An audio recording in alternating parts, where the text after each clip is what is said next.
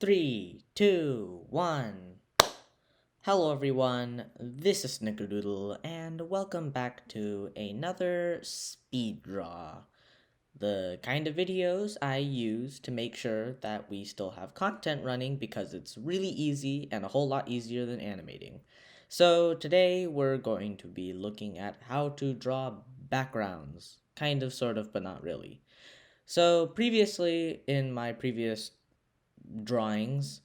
I haven't been really known for making a lot of backgrounds. I don't really like drawing backgrounds as much as I like drawing characters and people and animals and all that wacky stuff. So you don't see a lot of backgrounds in my images. But my friend, Little Elfie, wanted to see a speed draw tutorial on backgrounds. So, yeah, it's not a. I'm not sure if this counts as a background, but I'm not doing a character. It's like a house underwater. Yeah. Let's just get started. So here you can see me selecting a background color for the background. And you might be wondering, Snickerdoodle, what the heck is that? Well, that, my friends, is I don't know what the tool's called, but it's that little like pen icon that you see uh, over there. And basically what you do is if you want to just make like angular selections, you just click and then click another spot and then click another spot and then you'll form like a polygon. But if you want to make rounded shapes like what I'm doing, you have to hold and then drag, and then it'll show this little like sort of like a like a seesaw looking thing, and that'll help make some nice rounded edges that are very smooth. The only problem with it is that it's kind of hard to control, but once you get the hang of it, it's a good tool to use. I recently learned it from the tutorial that I suggest you check out from the creators of Klaus, teaching us how to make backgrounds as well. But yeah, so here basically what you do is you make the shape, and then after you make the shape, you click control enter, or if you're on a MacBook, command return.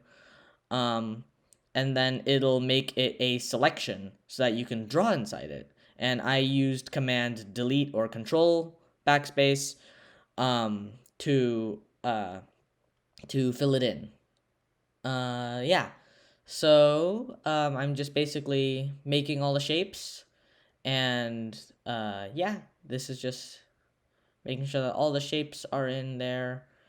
And in the end, you'll see a lot of selecting and basically just selecting and then selecting and deleting from back layers, because I need to do a lot of selecting later.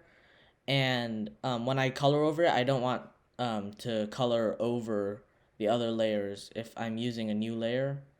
You'll see what I mean. I think it's a little confusing to explain now, but yeah, this is basically just me figuring out all the shapes.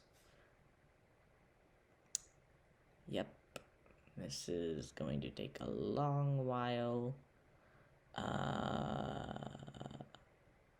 I think you get what I'm doing. Let's just skip. So here you are going to see me group the layers together. I put all the rocks in one group and put all the pieces of the house into another group. And I drew a little arrow to remind me where the light was coming from. I'm not always consistent, but it helps. And so here I set the base layer of the rock to be darker, and here's what I'm doing. So basically, I'm putting a layer on the very top above the rock layers and the house layers, and I'm gonna use the same color for all of the lighting, and then just get the lighting down. And you'll see why later. But basically, what I'm doing is I'm making sure that the lighting colors are consistent, because it's all from one light source. Well, mostly one light source. So all the light from that light source should be about the same like color of light. And then later on, you'll see how I change it to make it look better. But so right now, I'm basically just making the like base shapes of the rocks darker. And then, yeah, so here you see the light layer goes over the fan corals, which I don't want because it looks weird, right? You saw that? Like, it looks like the rocks are going over the fan coral. And so here I'm adding the details of the fan coral, making sure that it has all those little squigglies. And yeah, and so when I select the outside and delete it, it looks really nice.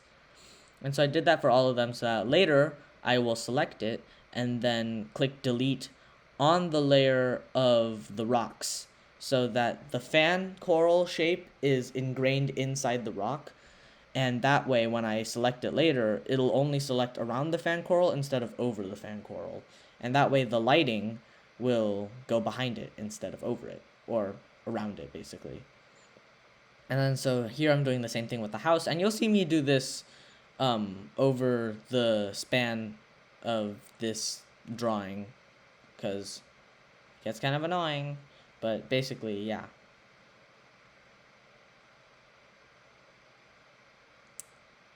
The frame rate is a little low, but I guess that's what I get for using QuickTime to record my screen recordings.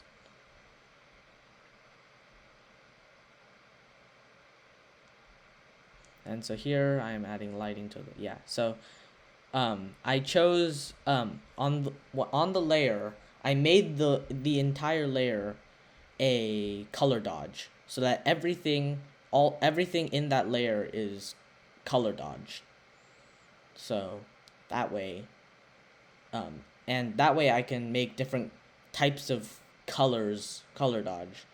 So like it can shine, the light can shine in different colors. And so here I'm doing the same thing but with dark, and so I'll choose color burn. And specifically, there are a lot of different types of color burn and color dodge, but I choose the linear color burn and linear color dodge, also known as add. Linear color dodge is also known as add. But yeah, so this is what I'm doing, and you see I'm trying to figure out like what the heck is with that like rock going over the other rock, and it took me a while to figure it out, but eventually I do. And so here I'm just adding the dark parts to the dark parts. And yeah, that's pretty much what's going on. I want to make sure that like the shadows are correct and it doesn't look weird. And I actually think the purple looks kind of nice, but I made it linear color burn, so it makes everything not so purple anymore. But yeah, generally I would for dark parts I would choose like a dark purple, because that's a good color uh for darker parts. And so here I'm just like cutting the house into the back rocks. But yeah, so here I'm just adding all the dark parts.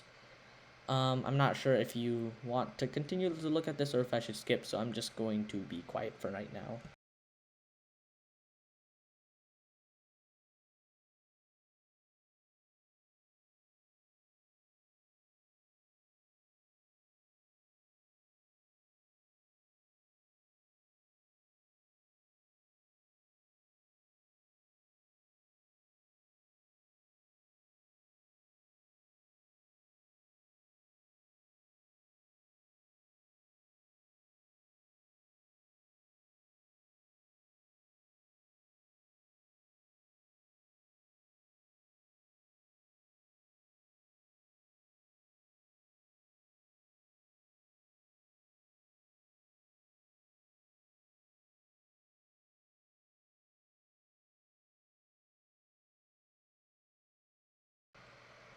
And so yeah, here I added the color burn. Well, I was testing around the other options, but yeah, I think I figured out that color burn works best. And I can also adjust the opacity of the entire layer so it's not too dark or not too light. And then so here I'm editing the ground to make sure that it matches the rest of the picture. And this brush I'm using, you might see it and be like, what the heck is that? It's a speckle brush. It has a lot of specks in it, and it gives that nice grainy look, which I really like. It's a nice look. Oh no, the speckle brush, it's glitching everywhere. And so here I'm making the waves. I used the whatchamacallit, the lasso tool, and basically just experimented around with that. And then eventually I like drew a light source, the sun, and then drew a layer of darkness over it so that it looks like waves. And then I used the lasso tool again to make the light rays, the sunbeams, and I made the sunbeams on a different layer. In each layer of sunbeam is a different layer, and then I would lower the opacity, make them color dodge, and then I would merge them together later. I merge them together later. Yeah, they're there. And then so I basically just adding a few details onto the ground, making sure everything looks good. Adding a bit of shading to the fan corals, because fan corals also need shading. I kind of lost the color that I was using before though, which is why it looks kind of weird, but I kind of fix it later. Kind of. It looks fine. It looks fine. You can barely even notice.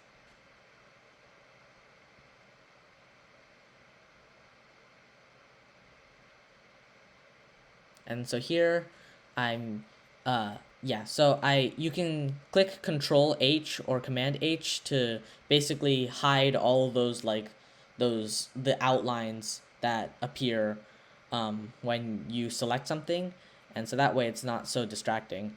And here I'm just using a regular old brush, um, regular old brush, and I selected all the light parts so that my brush only appears on the light sections, on the light sections of everything.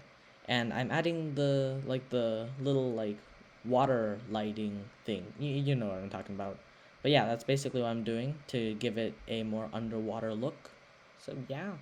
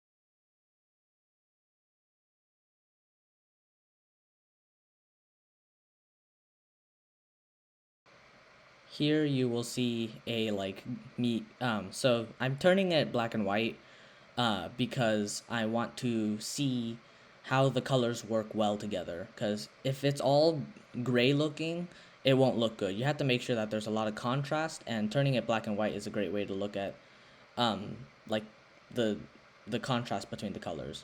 And so here I'm adding a third layer, a third light source, if you count the water lighting as another light source. But yeah, just to give it a more three-dimensional look. You can see how much more three-dimensional it looks with a third light source. Usually 3 is a good number of light sources to use, sometimes more. And so right now I'm just looking at what to do now. What can I add? What is this piece missing?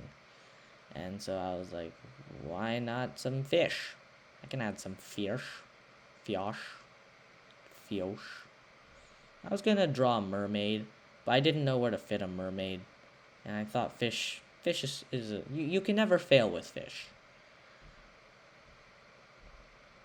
I didn't want to make it look too distracting, but I also wanted it to blend in nice with the piece.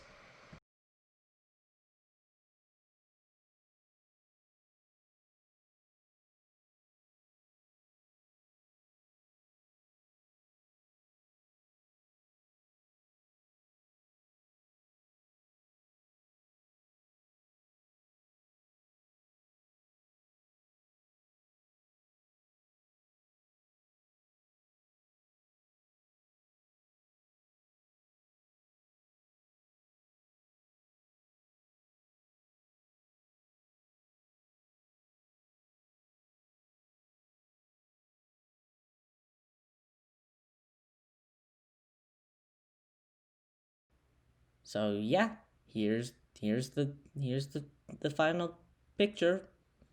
Here's a closer look. But yeah. Thanks so much for watching. Thanks so much for watching. Yeah.